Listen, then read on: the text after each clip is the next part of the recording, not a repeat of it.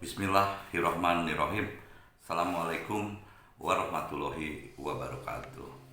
Selamat sore guys. Senang sekali saya menjumpai sahabat-sahabat saya semuanya yang saya cintai. Oke guys, seperti biasa saya ingin menyampaikan pesan bela negara, nasionalisme dan Islam dalam bingkai rahmatan lil alamin. Guys, di Indonesia ini sebetulnya terjadi dua buah polarisasi kebangsaan ya. Yang pertama adalah memang kebangsaan yang betul-betul nasionalis. Yang kedua adalah orang-orang korup yang didukung oleh infiltrasi asing. Katakanlah di sini adalah Amerika Serikat.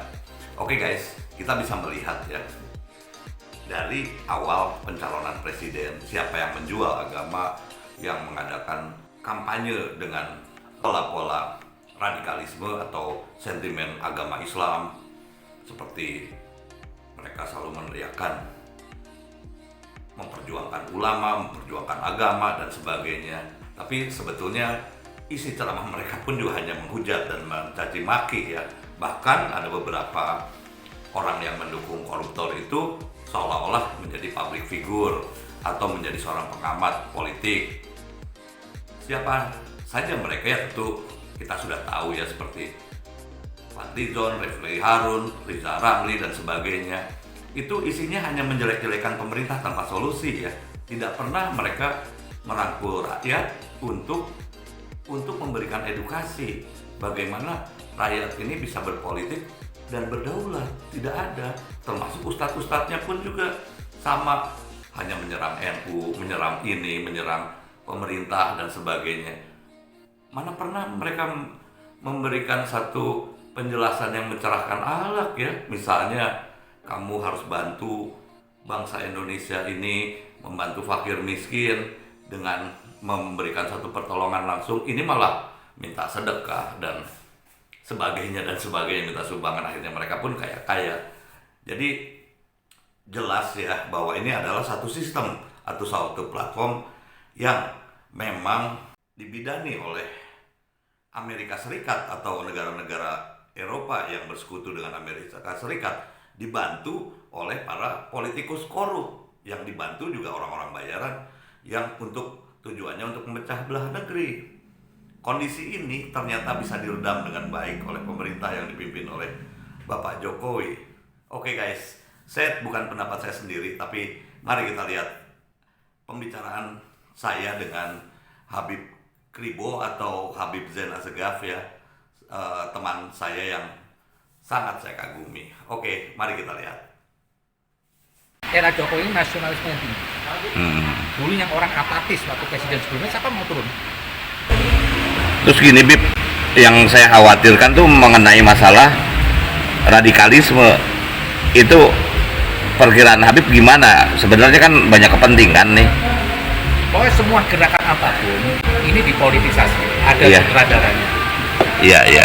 Jadi khilafah ini bukan berdiri sendiri. Iya. Ada bokirnya, ada yang punya kepentingan. Ada internasional, ada nasional. Internasional mungkin Amerika. Iya. Amerika nggak punya, berharap kepentingan dia di sini masuk. Iya. Nah, dia menggunakan kelompok-kelompok radikalisme. Iya. Terus juga ada isu-isu anti Tionghoa itu cuma peran Amerika mainin aja. Apa sih susahnya orang Tionghoa di sini? Kita tidak bisa lepaskan. Itu sudah menyatu. Jadi ada kepentingan internasional juga ada dalam negeri. Dalam negeri siapa? Koruptor kelas kakap. Karena di era Jokowi ini mereka tidak berapa mengambil manfaat banyak. Iya. Dan mereka mengganggu. Iya. Di era Jokowi nggak ada bisa orang dulu dengan KKN ngambil hasil bumi seenak ini. Iya. Sekarang semua tertutup. Iya.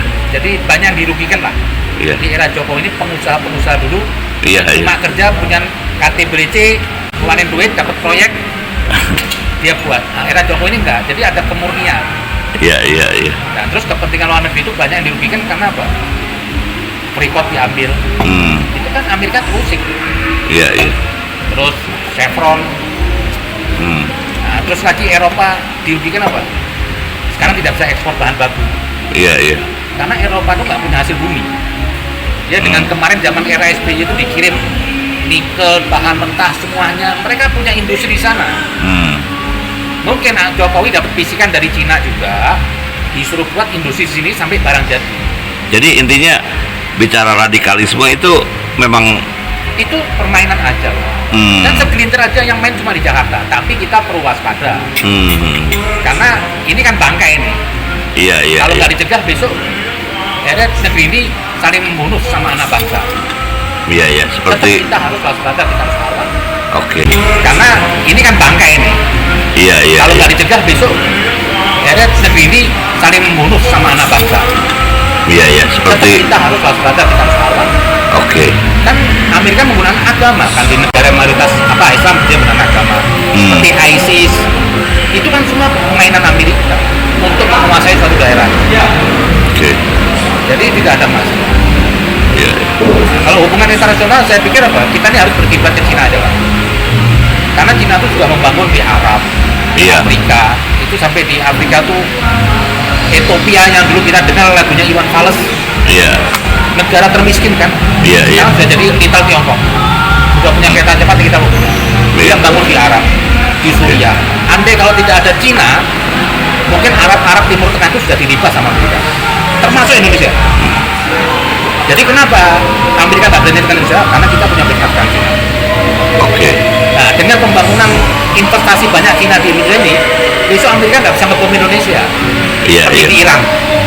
Kalau berani Amerika mukul Iran, karena apa? Investasi Cina di sana miliar dolar.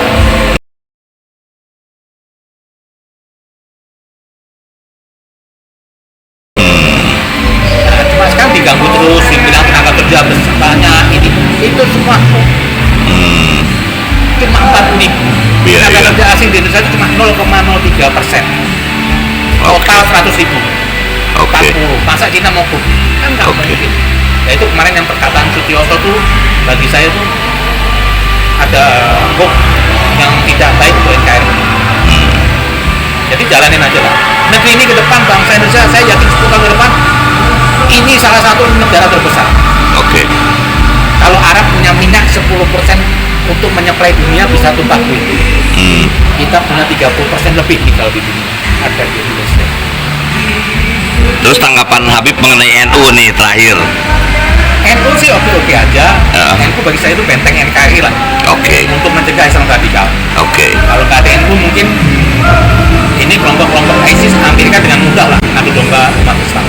Jadi itu bagi saya terus harus bertahan dengan sikapnya mencegah, karena itu bagi saya Islam yang rahmatan lil alamin. Dia perlindungan minoritas. Oke. Oke, thank you ya Habib ya. Siap. Nah, itu pendapat Habib Kribo ya, sahabat saya. Jadi memang Amerika ini memecah belah bangsa di seluruh dunia ya dengan isu agama. Ini sebetulnya adalah modus yang selalu mereka gunakan, termasuk dalam perang Ukraina. Justru di Ukraina ini Amerika tuh kembali membangkitkan neo-Nazi. Neo-Nazi itu bukan sebuah partai yang tidak beragama. Mereka justru membangkitkan sentimen agama. Seperti Hitler bisa membantai jutaan orang Yahudi, itu juga atas nama agama. Dengan tragedi Holocaust-nya sama dengan di Ukraina. Dan mereka selalu mengangkat pemimpin-pemimpin boneka. Indonesia pernah mengalami loh selama 32 tahun betul-betul tunduk pada Amerika. Rakyat kita dibantai oleh militer saat itu dan dikuasai oleh Amerika, sehingga sumber daya alam seluruhnya bisa ditarik ke Amerika. Ini luar biasa. Kelihatannya negara hutangnya sedikit, tapi kita tidak punya sama sekali kemandirian, dan hancur. Kita bisa lihat negara-negara yang dikuasai Amerika seperti yang tadi dikatakan oleh Habib Kribo. Oke guys, kita lihat pembicaraan Bung Helmi dengan seorang warga Ukraina. Mari kita simak. Russia feels threatened from the territory of Ukraine. Ukraine is a victim and it is being used as a political and military instrument to attack our country by the US and their allies. The third target is to stop the spread of Nazi ideology. That's Well, long time before. Yes, but since 2014, this ideology thrives in Ukraine. In Ukraine, Declare this is the war. between Putin against Zelensky. No, it is not, of course. Okay, Zelensky is not the one who is taking decisions. Zelensky is a puppet in the hand. Zelensky is a puppet. Of course, in the hand of the West. Whatever Washington and Brussels ordering, he's doing against the interest of his own people. Oke guys, jadi jelas ya. Siapa musuh kita sebenarnya? Musuh kita sebenarnya adalah para politikus busuk, para politikus yang korup, orang-orang yang menjadi antek Amerika, dan golongan-golongan yang mengaku sebagai Islam radikal, padahal mereka adalah settingan dari Amerika Serikat yang ingin kembali menguasai Indonesia, karena Amerika sendiri adalah sebuah negara yang imperialis murni, dan mereka adalah sebenarnya negara yang betul-betul mengadu domba bangsa untuk kepentingan negaranya sendiri. Jadi jika Anda bicara isu hutang, banyak orang yang mengatakan hutang, wah hutang Indonesia besar, kalau tidak pengen punya hutang, jadilah negara yang dijajah oleh imperialis. Mungkin tidak punya hutang, tapi kita tidak punya apa-apa. Itu adalah satu kebodohan guys. Oke. Assalamualaikum warahmatullahi wabarakatuh. Salam bela negara.